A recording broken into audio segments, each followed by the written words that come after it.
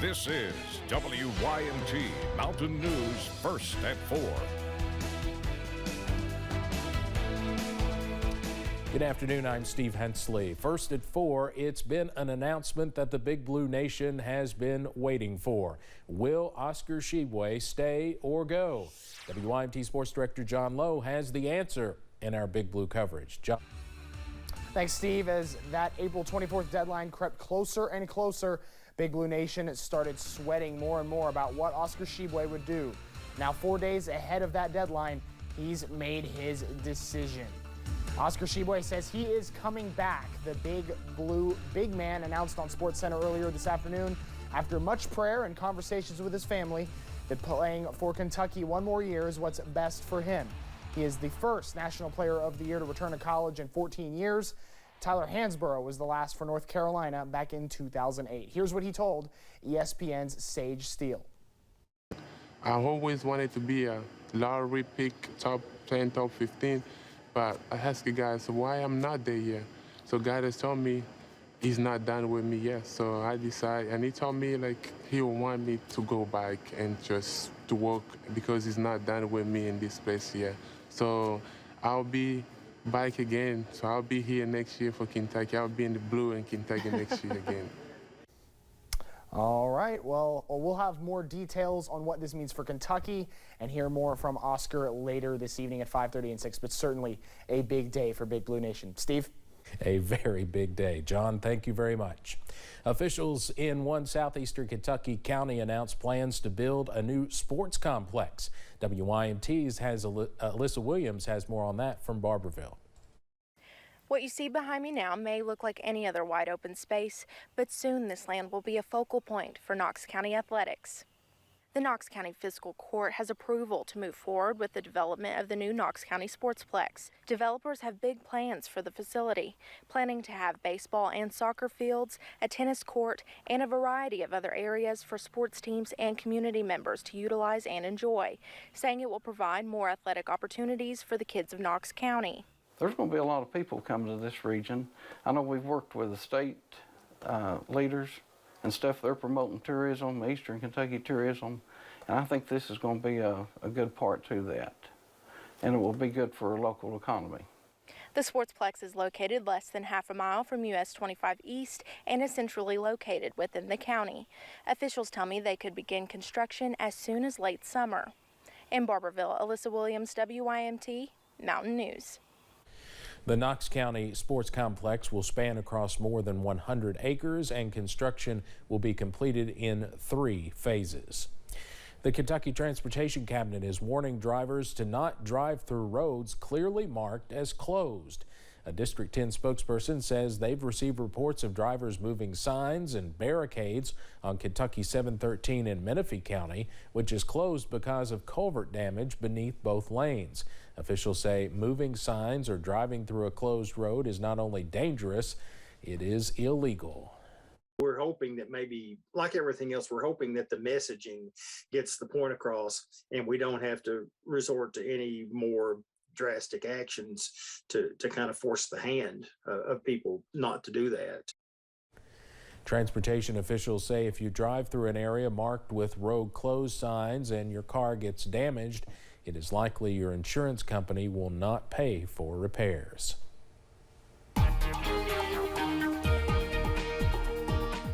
It's been a sunny first half of the day on Wednesday. The good news is we've started to warm up a little bit. The only issue is we're starting to see some clouds continuing to increase around the region. That's something we'll continue to see. High up camera at UVA Wise. Yesterday we were barely in the 40s. Today we're well above 60. And in fact, many locations will be above 60 as we head through the afternoon. London Corbin Airport at 70. We've gone from well below average to right at average in 24 hours. You see plane on the runway there as those high clouds begin to work in. Monticello's the warm spot right now, sitting at 74. Many of us in the low 70s, so it's a much more comfortable afternoon than what we dealt with yesterday. Now, pinpoint Doppler around the mountains, nothing doing in terms of any kind of rainfall, but we look out to the west and we do see at least a hint of a couple of showers working on in. We still don't have a lot of moisture in the air, so we would expect anything headed our way to kind of fall apart, at least for now. But keep that WYMT weather app handy, because not only will we see sunshine increase, we will eventually see an increase, or the cloud cover increase. We'll eventually see the increase in moisture and the potential for showers as we head later on into tonight.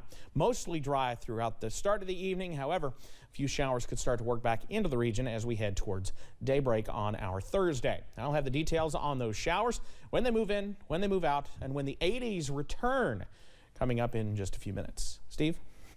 All right, Evan, thank you. The federal ruling to lift mask mandates for people on some forms of public transport appears to be causing confusion as people work out exactly where they can do what. Companies are making their own decisions on how to approach it, while many are still subject to various state and city laws. CBS's Errol Barnett breaks down the latest concerns surrounding the decision and what people can expect moving forward. In public transportation hubs across the country, travelers now have the option to go maskless.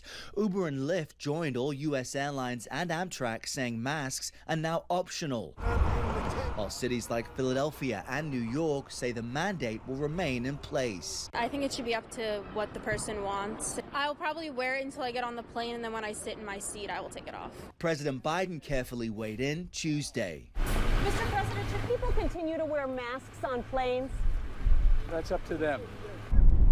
Gannett Abate is an Uber driver in the D.C. area, thrilled to learn the rideshare service dropped its requirement. I just want to feel free and breathe freely, feel very safe to not wear a mask. Still, the 47% spike in COVID cases in just the last 14 days has some high-risk travelers on edge. I'm concerned. I'm especially concerned about who I'll sit next to and if they'll be willing to wear a mask. Gretchen Musa is one of 7 million Americans who are immunocompromised. But despite the risks, Musa is going to stick with her plans to visit her grandparents, who are both in their 90s in California.